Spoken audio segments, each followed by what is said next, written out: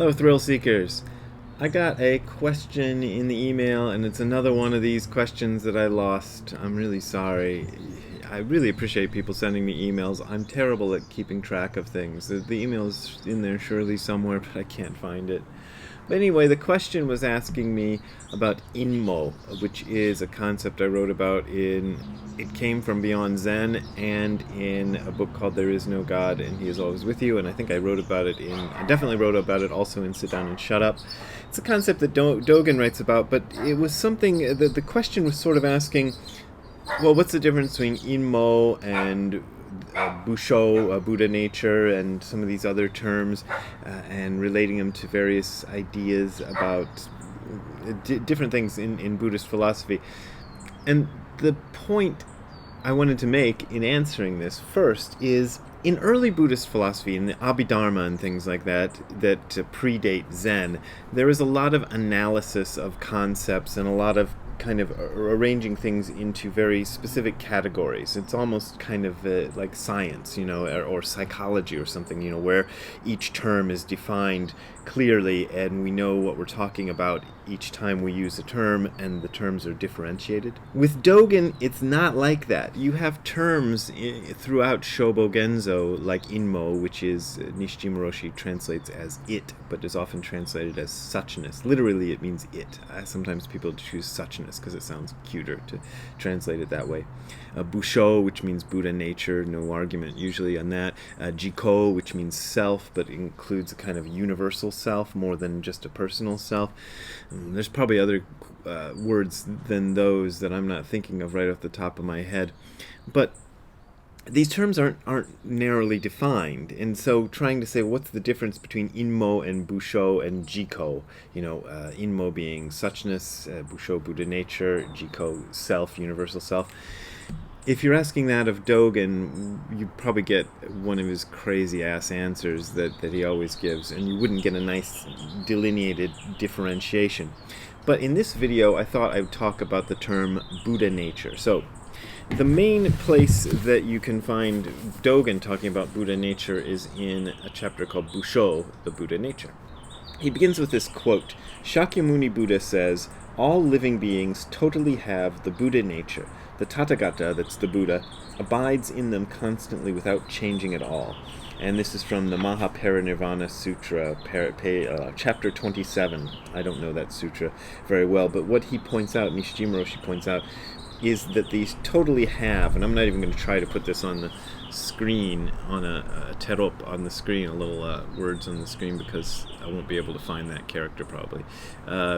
Totally have is shitsu. So it's a combination of word totally and have, or totally and possess. And Dogen reinterprets that as total existence. The total existence of all beings is Buddha nature. And we go down a little bit beyond what I just read to you, and Dogen says, "Remember, the existence described now, which is totally possessed by the Buddha nature, is beyond the existence of existence and non-existence." So when he says it exists, he doesn't mean it exists as in contrast to non-exist. It's beyond existence and non-existence. So he's kind of pointing to an area beyond words. Another line I like in this chapter, I'm just going to give you a few scattershot lines from the chapter because it's 33 pages long, so I'm not going to try to read the whole chapter, even parts of it. The whole universe is utterly without objective molecules. And another translation I got said illusory dust. So this word that Nishijima and Cross translate as molecules is a more colloquial word as dust. And then he says, here and now there is no second person at all. So there's nobody out there but you, which I like. Dogen says that sort of thing a lot. Here's another line. The Buddha nature is always total existence, for total existence is the Buddha nature. Total existence is not smashed into hundreds of bits and pieces, and total existence is not a single rail of iron. That's pretty weird. Another line he quotes the Buddha as saying, this is from another one from the Mahaparinirvana Sutra, Wanting to know the meaning of the Buddha nature, we should just reflect real-time causes and circumstances. When the time has come, the Buddha nature is manifest before us.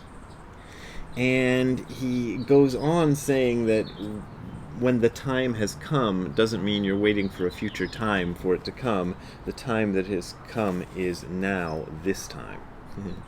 And here's another line I like. Even if there is a time of doubt, I leave it as it is. It is the Buddha nature returning to me. So even your doubt is the Buddha nature.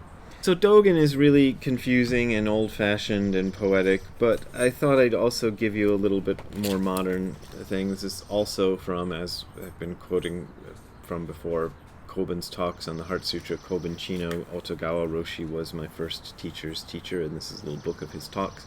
And here's what Koben says about Buddha nature. Buddha nature is inside, outside, everywhere. The physical body is not something which has a little Buddha nature inside of it. Your whole body is Buddha nature. And yet, to have this particular form, at this particular time, in this particular place, that is a great matter. The surprising thing is, we don't know how wonderful of a world we are. That's what he says, and that's what he means. We don't know how wonderful of a world we are. The best way is to go out and ask everything which comes to you. Tell me your thing. I love that. This is written in the early 70s, and this sounds kind of like early 70s California talk. Tell me your thing, man. But I get what he's saying. Tell me your thing. What is your thing? What are you about? They will begin to tell you everything, anything you ask. Rocks, leaves, Ziggy the dog, anybody. And finally, you will begin to feel, as they are talking, that it is their thing, but it is your thing. This is how the sutra is. He's talking about the Heart Sutra. At first you feel it is something totally different from you, but the more you listen, the more you begin to feel, this is me. The whole thing is me talking about myself. In this sense, Dogen said, to study and to practice Buddha's way is to practice yourself, to learn yourself. And by the way, that yourself is jiko, that self, that the word I just kind of mentioned earlier in passing. And to carry yourself among things and to think that you understand things is illusion. Whatever you understand, all are illusions. So any understanding you have is an illusion. That's kind of what I was saying at the beginning of the video. So to try to differentiate these various words and try to get a grasp on them, that's an illusion. To let all things come to you and be awakened by them is enlightenment. So I have a difficult problem. How do I let things completely happen in me, exist in me? Constant practice is the only way. When I keep my practice pure and honest, at that time I begin to hear a new sound. Everything is talking to me. There are no different kinds of Buddha nature. Buddha nature is just one. But when Buddha nature takes form, all things appear. All existence appears. And without it, there is no such Buddha nature which stays as Buddha nature. So we train ourselves to see the sameness or oneness of everything, without differentiation, without each individual existence. Maybe a good example is music. There are strings. If no one touches them, you may imagine there is rich music going on, or complete music is going on, and you are just picking out the sounds of music when you touch the strings. But what is happening is that by themselves, the strings don't have any music. The instrument doesn't have any music. Only when the musician touches the strings does the music appear. In the same way, complete communication among everything is happening when Buddha nature takes form. This is why Buddhism is also called a religion. Now, when I first read that, I think I took it slightly the wrong way because I objected to it in my mind, and I was thinking of it in terms of being a musician, not much of a musician, but, sort of a musician.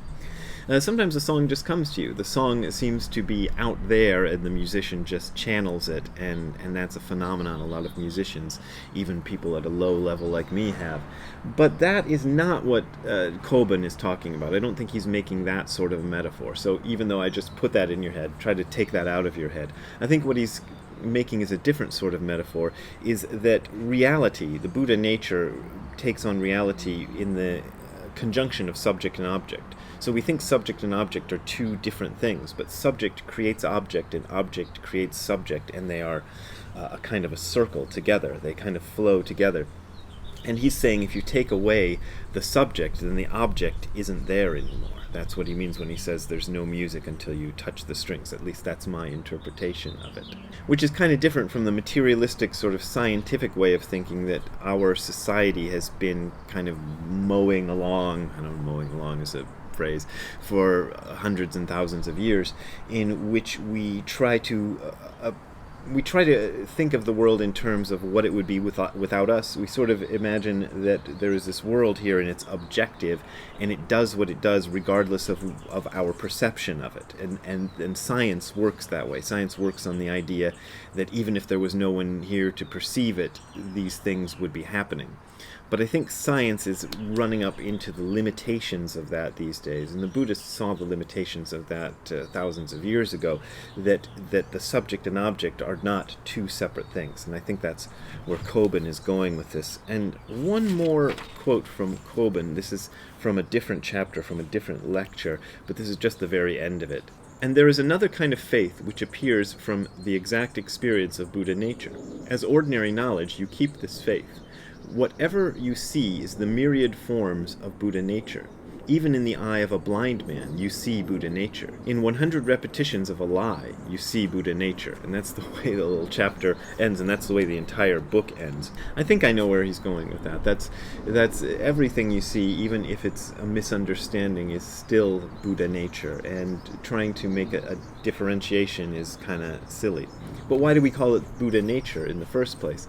And I gave this lecture, or a lecture about this same material on Saturday, and Dave, who's the Zen Center caretaker at Angel City Zen Center, brought up the idea that saying Busho, calling it Buddha nature, is a way to make it kind of nice, I think is the words he used. And that's, I think, important.